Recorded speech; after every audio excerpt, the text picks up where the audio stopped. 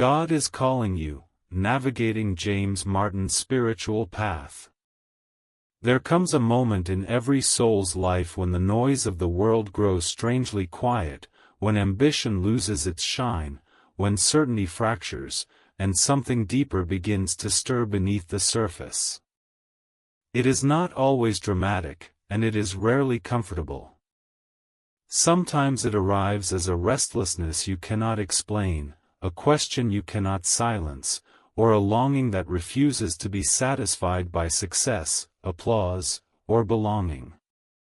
This is often how God calls, not with thunder, but with a whisper that follows you into the late hours of the night, into moments of doubt, into the ache of unanswered prayers.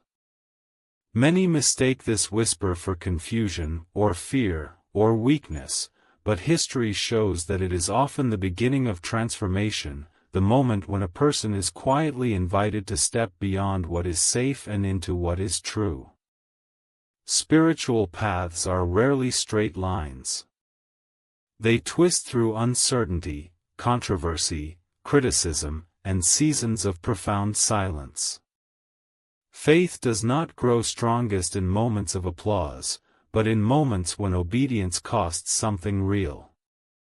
The call of God does not always align with the expectations of institutions, cultures, or even other believers. It often leads a person into tension, where love and truth must be held together with trembling hands.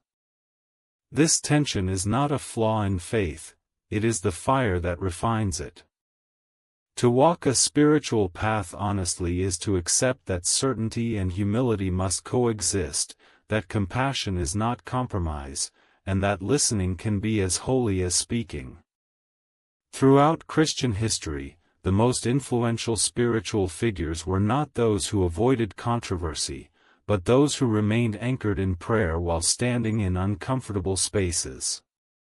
They were misunderstood, criticized, sometimes even rejected by their own communities, yet they continued to return to the same question: what does love demand of me now? The call of God does not promise safety. It promises presence. It does not guarantee clarity, it offers companionship. Those who accept this call often discover that faith is not about possessing answers, but about remaining faithful to the search itself, trusting that God meets us not only in certainty, but also in sincere struggle. Modern faith exists in a fractured world, one marked by division, suspicion, and spiritual exhaustion. Many believers feel torn between loyalty to doctrine and the command to love radically, between tradition and compassion, between fear of error and fear of exclusion. In this landscape, the call of God often sounds like an invitation to slow down, to listen more deeply, and to resist the temptation of easy answers. True spirituality does not weaponize faith, it allows faith to soften the heart while strengthening the conscience. It recognizes that holiness is not proven by who we exclude, but by how faithfully we reflect the mercy we ourselves depend on. The spiritual journey is not about becoming acceptable to God, it is about realizing that we already are, and allowing that truth to reshape how we see others. This realization can be unsettling, because it dismantles the false comfort of moral superiority. It reminds us that grace is not a reward for correctness, but a gift for the broken. When a believer begins to understand this, their faith often becomes quieter, deeper, and more resilient. They stop shouting to be heard and start listening to be transformed. This is often the moment when God's call becomes unmistakable, not because it grows louder, but because everything else grows less convincing. Many struggle with the fear that asking difficult questions will weaken their faith, but history suggests the opposite. Faith that cannot survive questions is not faith, it is fear disguised as certainty. God has never been threatened by sincere inquiry.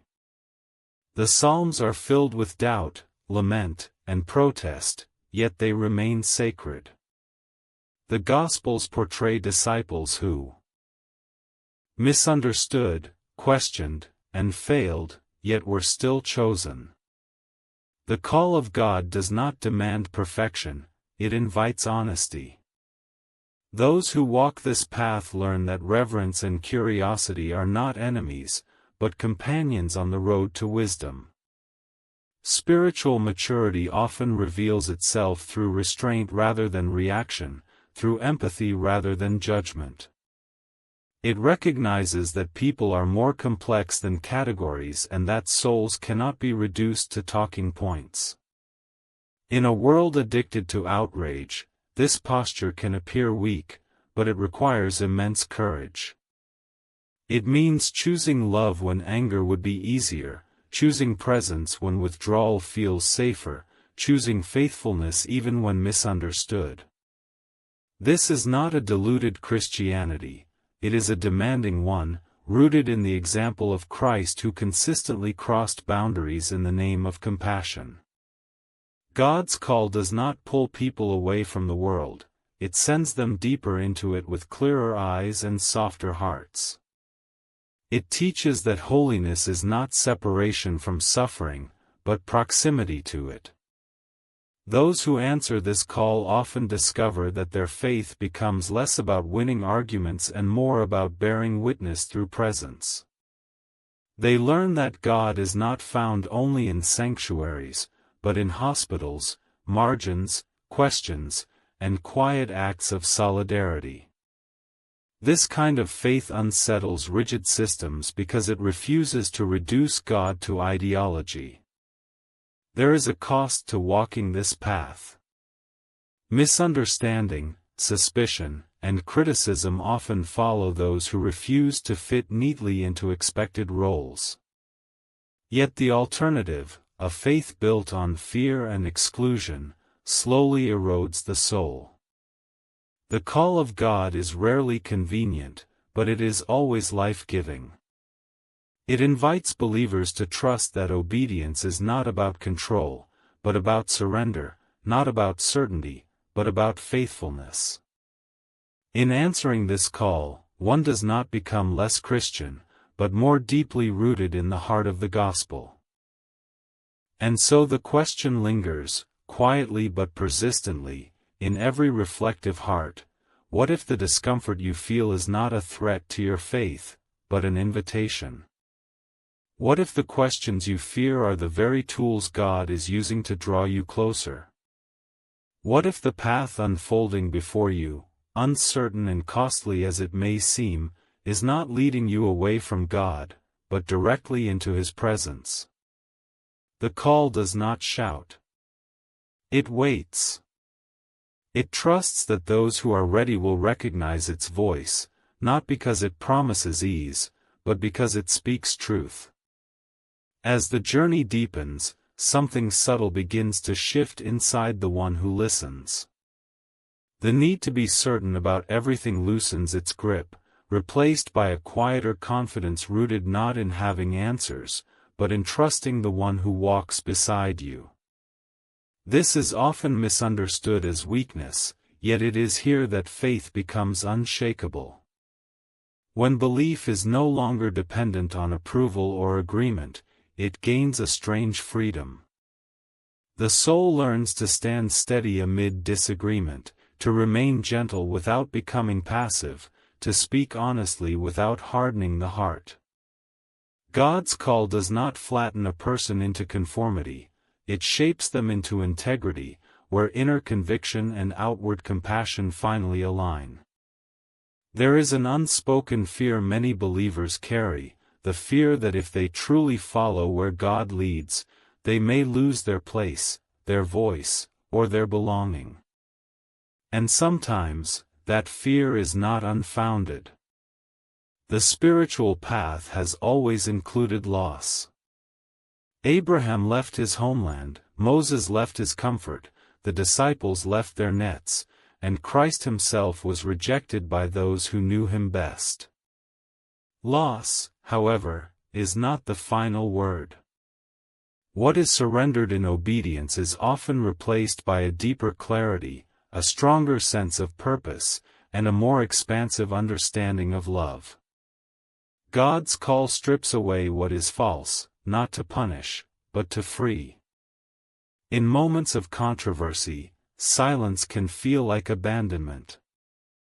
Many wonder why God does not intervene more clearly, why He allows faithful people to stand in tension, misunderstood and exposed. Yet Scripture and experience both suggest that God often works most profoundly in hidden ways. Growth rarely announces itself. The roots of faith deepen underground, unseen, before any fruit appears. Those who remain faithful during seasons of obscurity often emerge with a spirituality that is not performative, but grounded, not loud, but luminous. They learn that God's approval does not fluctuate with public opinion, and that divine faithfulness does not depend on human applause. A surprising truth of the spiritual life is that clarity often comes after commitment, not before it. Many wait for absolute certainty before they obey, yet faith frequently requires a first step taken in trust. The call of God does not come with a complete map, it comes with an invitation to walk. Each step reveals the next, and the path unfolds only as it is traveled. This is why fear and faith so often coexist. Courage is not the absence of fear, but the decision to move forward despite it. Those who answer God's call learn to carry their fear without letting it choose their direction. Compassion, when taken seriously, becomes costly. It demands patience with complexity and humility in disagreement. It refuses to simplify people into labels or reduce souls to positions. This kind of compassion unsettles rigid frameworks because it insists on seeing the person before the argument. It mirrors the way Christ consistently encountered individuals, not as problems to be solved, but as lives to be loved. Walking this path requires emotional discipline and spiritual resilience, because it exposes a person to misunderstanding from all sides. Yet it also opens the door to deeper encounters with grace, both given and received. Over time, the spiritual call reshapes how one understands holiness.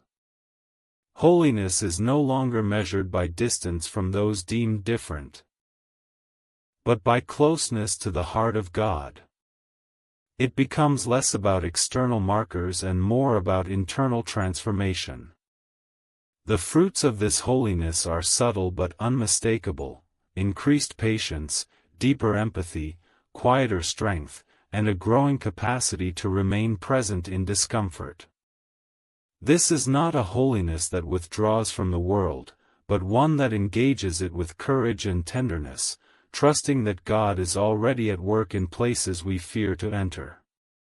There is also a humbling realization that the call of God does not elevate a person above others, it places them alongside them. It does not grant moral superiority, it demands greater accountability. Those who walk this path become acutely aware of their own need for mercy.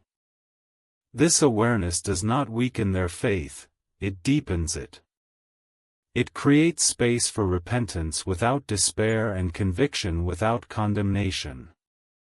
Faith becomes less about defending an image and more about embodying a way of being that reflects divine love in ordinary, imperfect moments. The world often equates influence with volume, yet spiritual authority is usually quiet. It is felt more than announced. It flows from consistency, integrity, and a life shaped by prayer. Those who remain faithful to God's call, even when misunderstood, often become unexpected witnesses. Their presence alone raises questions. Their refusal to dehumanize others challenges assumptions. Their steadiness amid criticism reveals a faith that cannot be easily dismissed.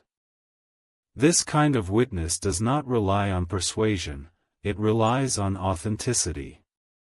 At some point, every seeker must confront a deeply personal question: am I willing to follow God even if the path looks different than I imagined? This question cannot be answered theoretically. It must be lived. It demands surrender not only of outcomes, but of identity, reputation, and control.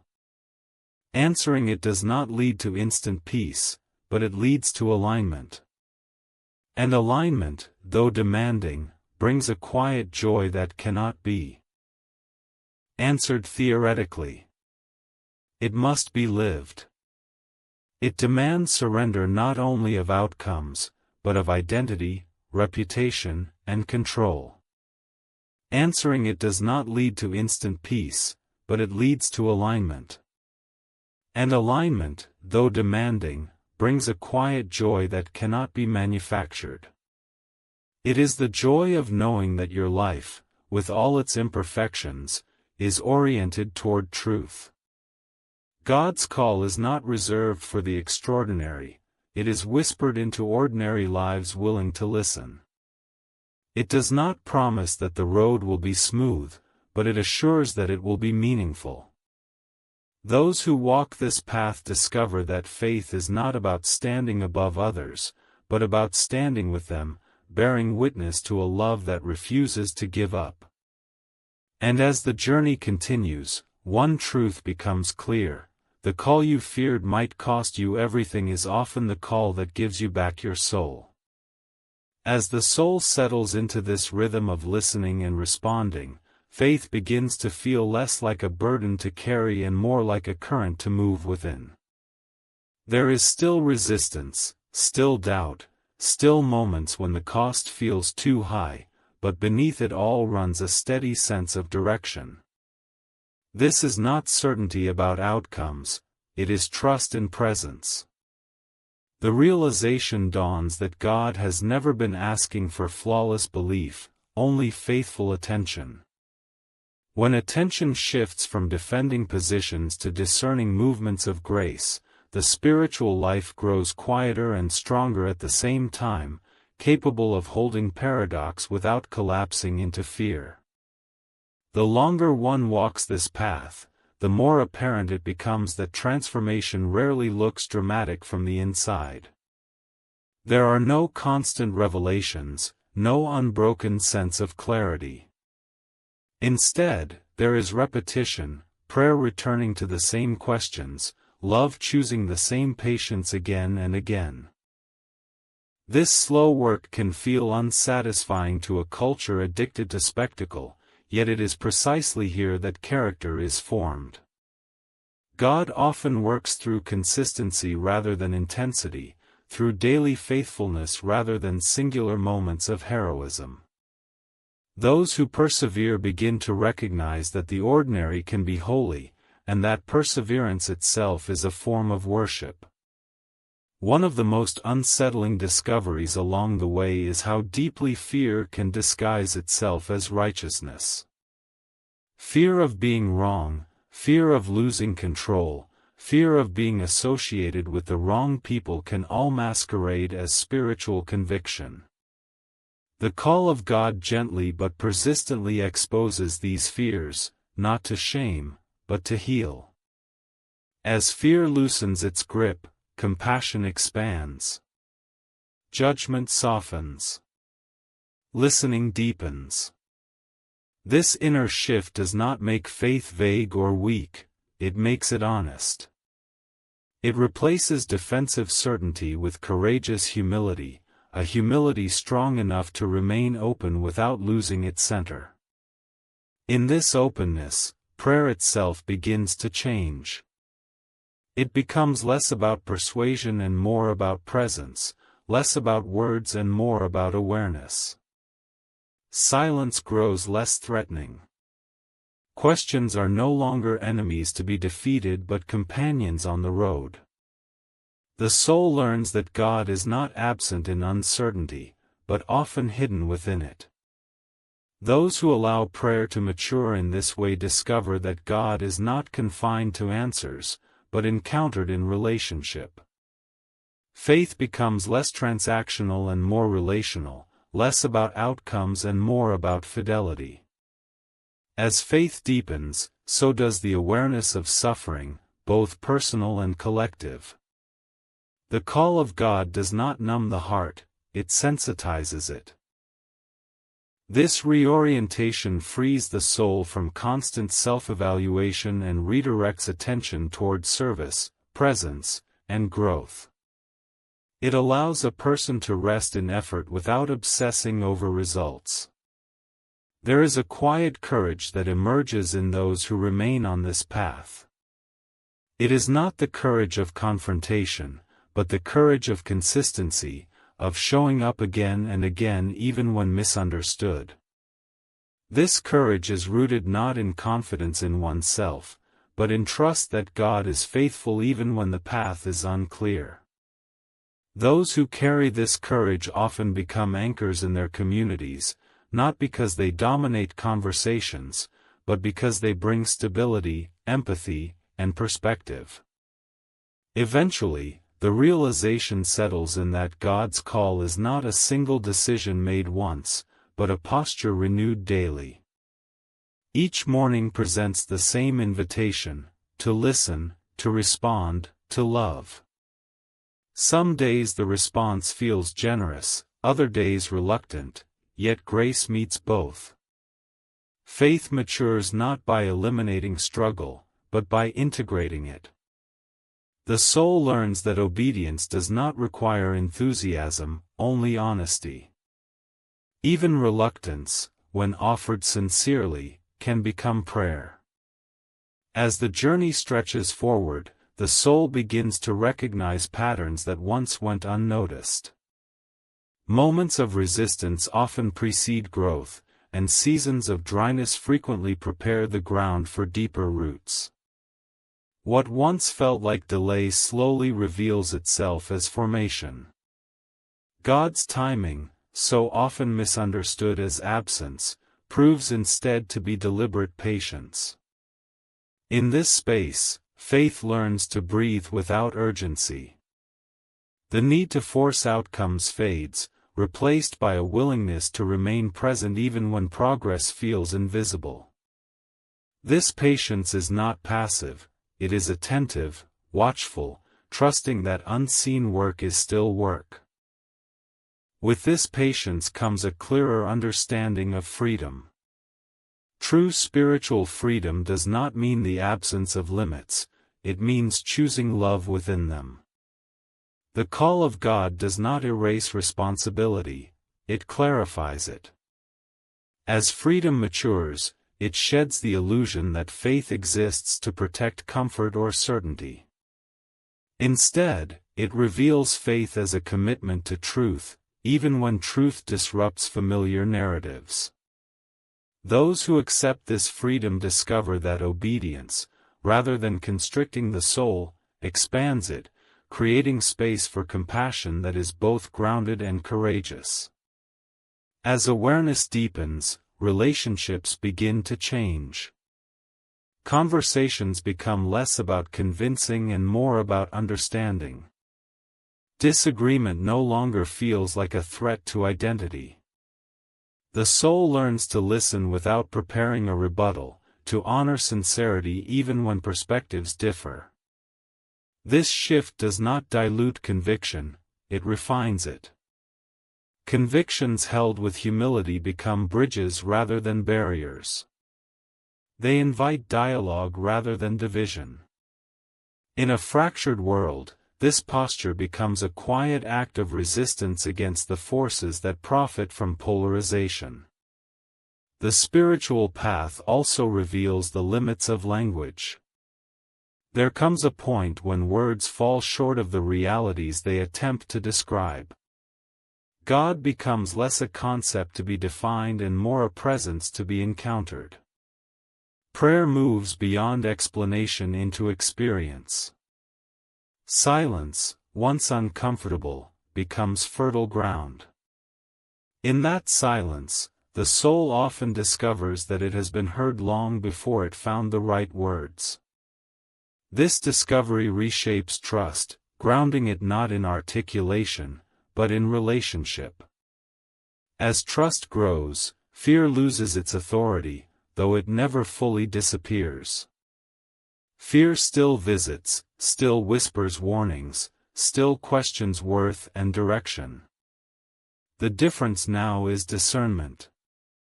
The soul learns to recognize fear without obeying it, to acknowledge its presence without granting it control. This discernment is a gift born of practice. It develops slowly, through repeated choices to trust God more than immediate emotion. Over time, fear becomes less a commander and more a signal, pointing toward places that require deeper surrender. The call of God also invites reconciliation, both inward and outward. Old wounds surface, memories once buried ask to be acknowledged. This process can be painful, yet it is essential. Healing does not come from denial, but from honest engagement.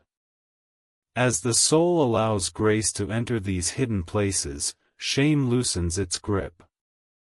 Forgiveness, once resisted, becomes possible. This forgiveness does not erase the past, but it redefines it, transforming pain into wisdom and vulnerability into strength. In this ongoing transformation, faith becomes less reactive and more responsive. It no longer rushes to defend itself at every perceived challenge. It learns that truth does not require constant reinforcement. Truth, when lived, carries its own weight. This confidence frees the soul from exhaustion, from the endless cycle of proving and protecting. Energy once spent on defense is redirected toward presence, creativity, and service. Faith becomes a source of life rather than a battlefield. Service itself begins to feel different. It is no longer driven by guilt or obligation, but by gratitude. Acts of kindness flow from awareness rather than expectation. The soul recognizes that it is not rescuing the world, but participating in God's ongoing work. This participation brings joy precisely because it releases the burden of control. It allows one to give fully without needing to see immediate results. Faithfulness replaces effectiveness as the measure of success. As seasons pass, the call of God continues to unfold, not as a fixed destination, but as an evolving invitation. Each stage brings new challenges and new graces. The soul learns that growth does not mean outgrowing questions, but learning to live with them more peacefully. Faith matures into a steady companionship with mystery, a willingness to walk without demanding constant reassurance. In this companionship, trust deepens, not because uncertainty has vanished, but because love has proven reliable. Eventually, the realization emerges that the spiritual path is not about becoming someone else, but about becoming more fully oneself. The call of God does not erase personality, it sanctifies it. Strengths are sharpened, weaknesses softened. The soul begins to inhabit its own life with greater honesty and courage. It no longer strives to fit an idealized image of faith, but embraces a lived faith shaped by grace, failure, perseverance, and hope. As the days continue to unfold, the soul becomes increasingly aware that faith is not sustained by intensity, but by endurance. Moments of inspiration still arrive, but they are no longer demanded as proof of God's nearness. Instead, there is a steadier awareness that God remains present in the mundane, in repetition, in routines that once felt spiritually empty. This realization reshapes expectations. Faith no longer needs to feel extraordinary to be real. It only needs to be faithful. In this steadiness, the soul learns to remain anchored even when emotions fluctuate, trusting that commitment carries meaning beyond feeling. This endurance also exposes the temptation to retreat when the journey feels too slow or unclear. Many begin well but grow restless when transformation does not follow a predictable timeline. The call of God, however, resists being rushed. It unfolds at the pace required for lasting change. Those who remain discover that patience is not merely waiting, but consenting to be shaped over time. This consent requires humility, the willingness to admit that growth cannot be controlled, only received.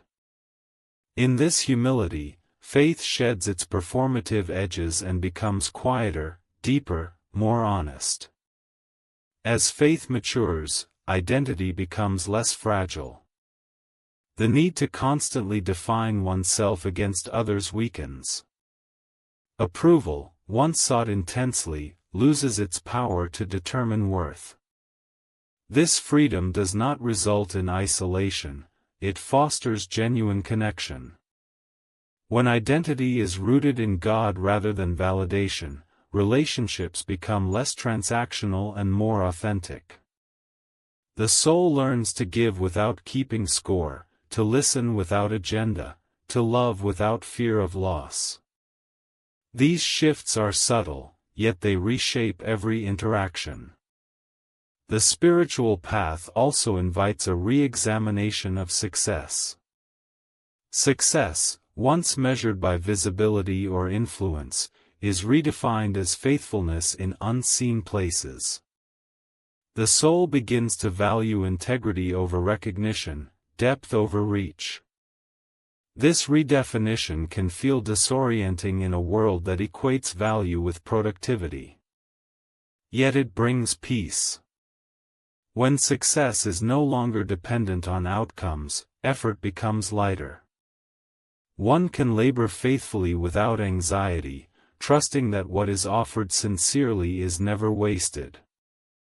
In this quieter posture, discernment sharpens. The soul becomes more attuned to what nurtures life and what drains it. Choices are made with greater intentionality, guided less by impulse and more by awareness. Discernment does not eliminate mistakes, but it shortens the distance between misstep and return. Grace becomes the ground rather than the exception.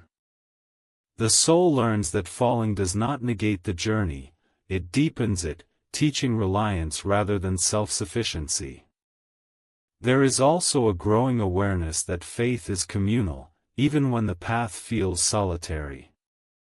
Others are walking parallel journeys, carrying similar doubts, hopes, and longings. The call of God often draws individuals into unexpected companionships, where shared vulnerability becomes a source of strength. These connections remind the soul that faith was never meant to be carried alone. Even when disagreements arise, the commitment to remain present preserves unity without demanding uniformity. As the journey continues, suffering is no longer interpreted solely as failure or punishment. It is seen more honestly as part of the human condition, a reality that faith does not erase but reframes. Pain becomes a place where compassion deepens, where empathy grows sharper.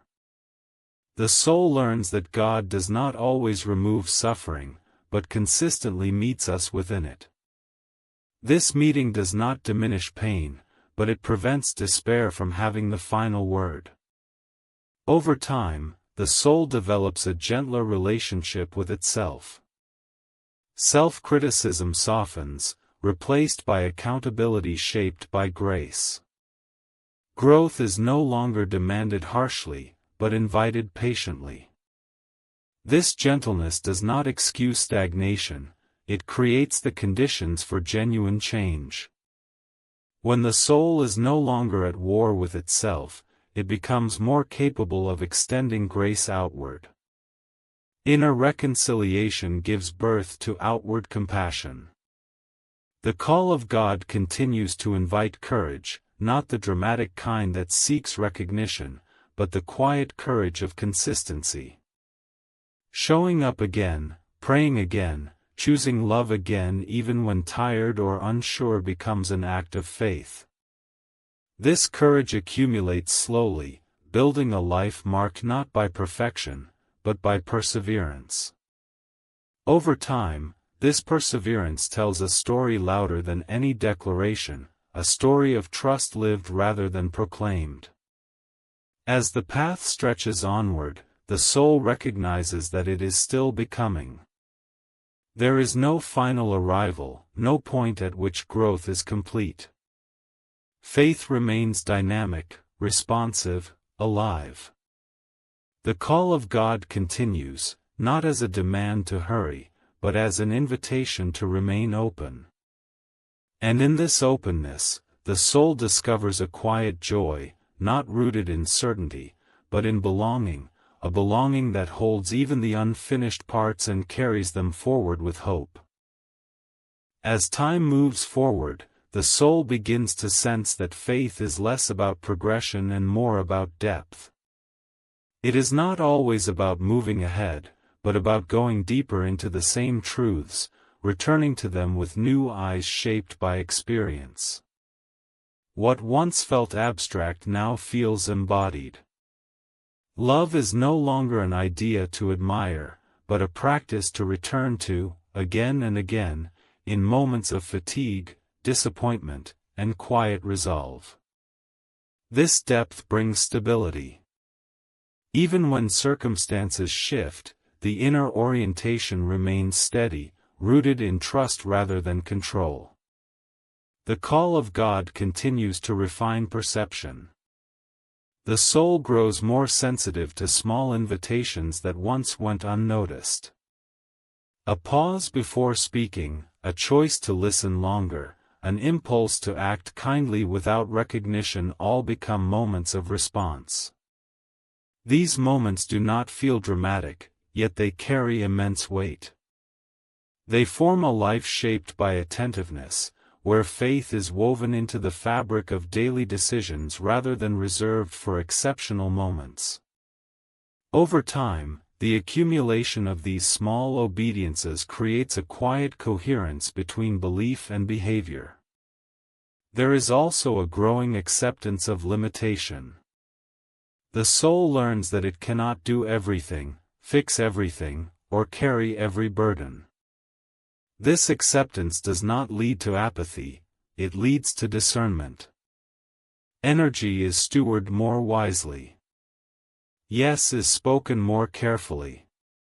No is no longer accompanied by guilt.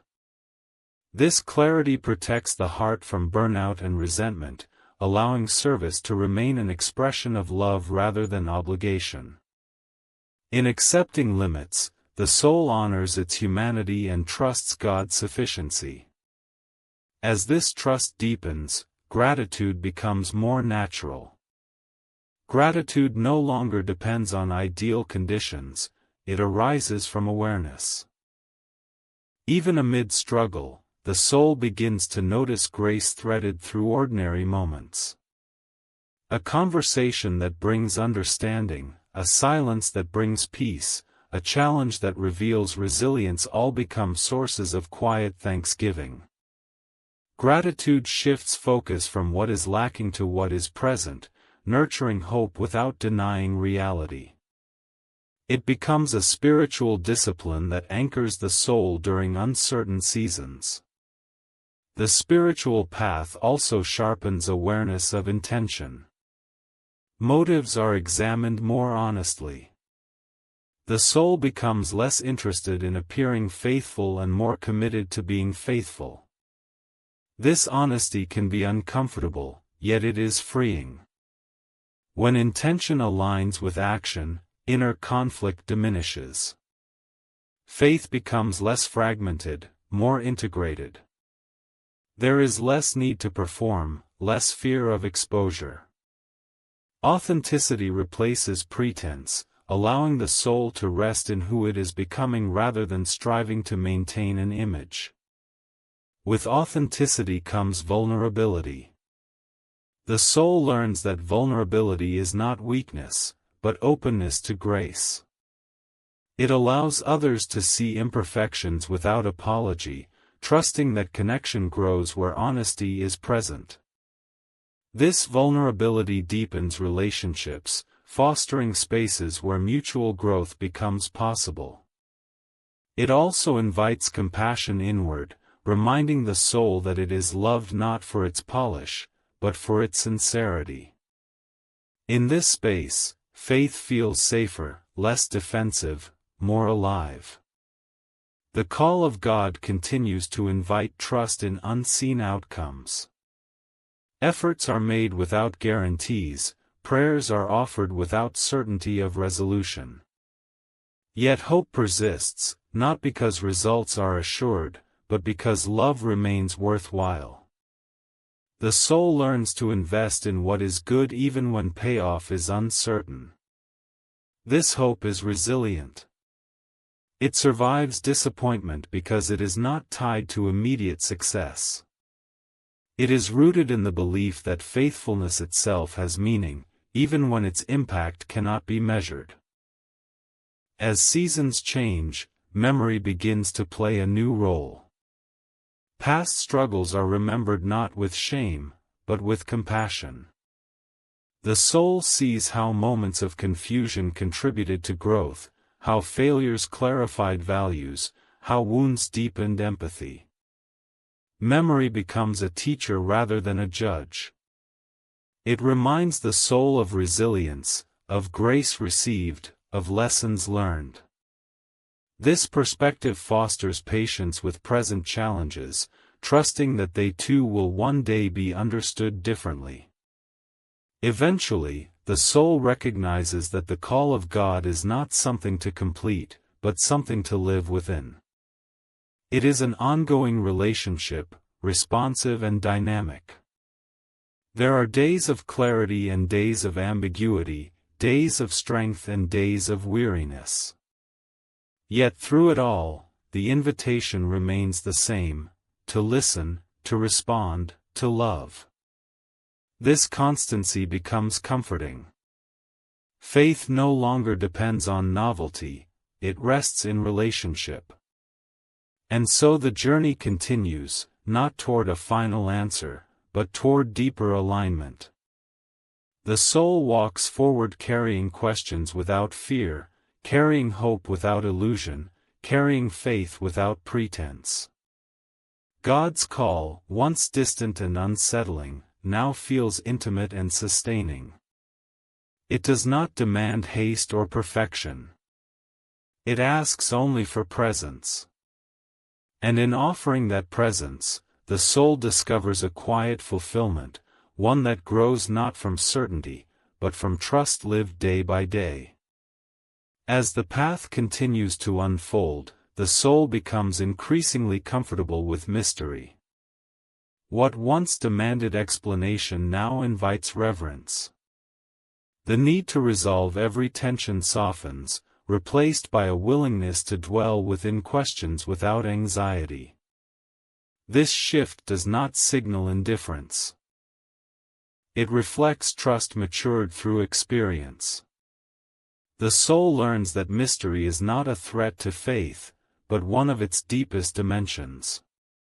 God is no longer reduced to what can be understood, and in that release, faith expands rather than contracts. This comfort with mystery reshapes expectations of spiritual progress. Growth is no longer measured by constant clarity, but by sustained faithfulness. There are days when prayer feels effortless and days when it feels like simple endurance. Both are received as valid expressions of devotion. The soul recognizes that showing up, even without inspiration, carries its own quiet holiness. Consistency becomes an offering. Faithfulness is practiced not because it feels rewarding, but because it aligns the heart with love. As alignment deepens, the soul notices a change in how it responds to failure. Failure no longer triggers panic or self-condemnation. Instead, it becomes an opportunity for return. The distance between falling and rising shortens. Grace becomes instinctive rather than exceptional. This resilience does not excuse harm or dismiss responsibility, it encourages repair over despair. The soul learns that repentance is not humiliation, but restoration, a turning toward life rather than away from it. The call of God also brings an awareness of time differently experienced. Urgency gives way to patience. The pressure to accomplish diminishes, replaced by attentiveness to what is unfolding now. The soul becomes less preoccupied with future outcomes and more grounded in present faithfulness. This presence transforms ordinary moments into sacred encounters. Washing, walking, listening, resting all become sites of quiet communion. Life itself becomes prayer, not through constant words, but through mindful participation. In this presence, the soul develops a deeper respect for others' journeys. Comparison loses its grip. The impulse to rank experiences or judge progress fades. Each path is recognized as uniquely shaped, carrying its own rhythms and challenges. This recognition fosters humility and compassion. The soul understands that faith cannot be standardized without losing its humanity. Diversity of experience is no longer threatening, it is enriching, revealing the many ways God meets people where they are. The spiritual path continues to refine desire. Desires once driven by recognition or control are gradually reshaped into desires for authenticity, connection, and service. The soul becomes more attentive to what truly satisfies and less distracted by what merely stimulates. This refinement is not forced, it emerges naturally as the heart learns what endures. Over time, desire aligns more closely with love, and choices reflect this alignment with increasing clarity. As love becomes central, courage takes on a quieter form. It is found in patience with difficult conversations, in fidelity to values when compromise would be easier, in gentleness toward oneself and others when frustration arises. This courage does not seek applause. It is content to remain unseen. Yet its impact is profound, shaping environments, relationships, and inner landscapes in ways that ripple outward quietly but persistently. The soul also becomes more aware of gratitude as a sustaining force. Gratitude deepens awareness of grace already present rather than grace anticipated. It does not deny pain, but it prevents pain from defining the whole story. Through gratitude, the soul learns to hold sorrow and joy together without diminishing either. This balance fosters resilience, allowing hope to coexist with realism. Faith becomes spacious enough to hold complexity without fracture. As seasons continue to change, the call of God remains steady, though its expression adapts. What was once an invitation to step forward may become an invitation to remain, to wait, to trust. Obedience is no longer associated solely with action, it includes restraint, rest, and surrender. The soul learns that stillness can be as faithful as movement, and that listening can be as powerful as speaking. And so the journey carries on, not with dramatic conclusions, but with deepening intimacy. The soul walks forward grounded in trust, shaped by grace, and oriented toward love.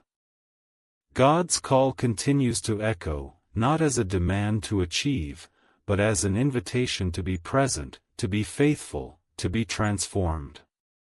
Each step, however small, participates in a larger story, one written not in certainty, but in commitment, not in perfection, but in perseverance.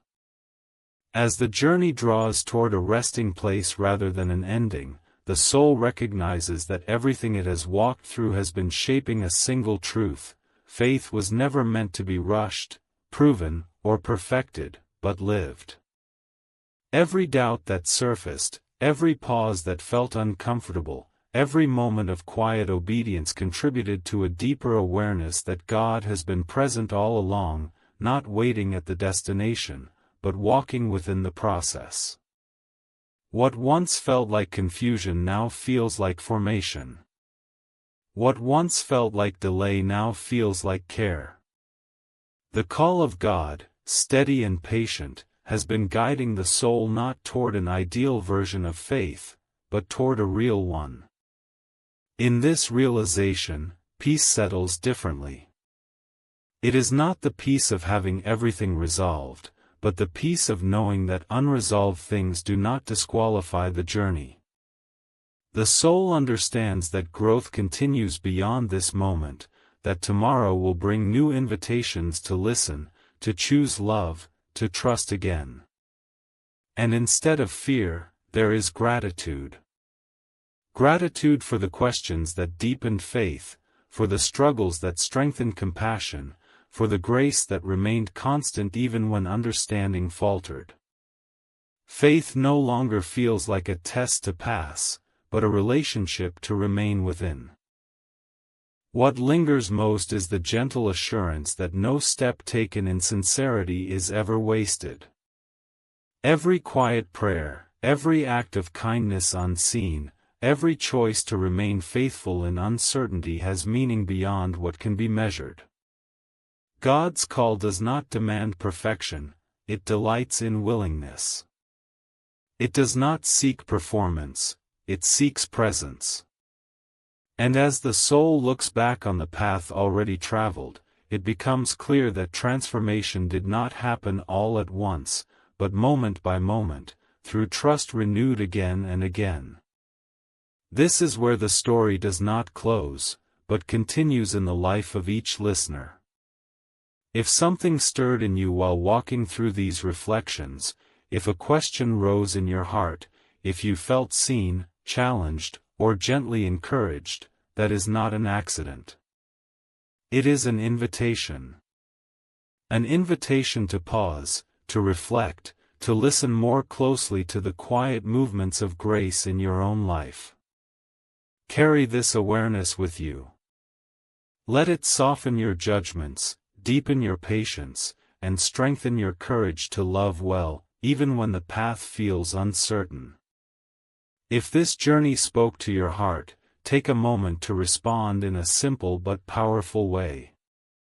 Like this video so it can reach others who may be searching quietly just as you are.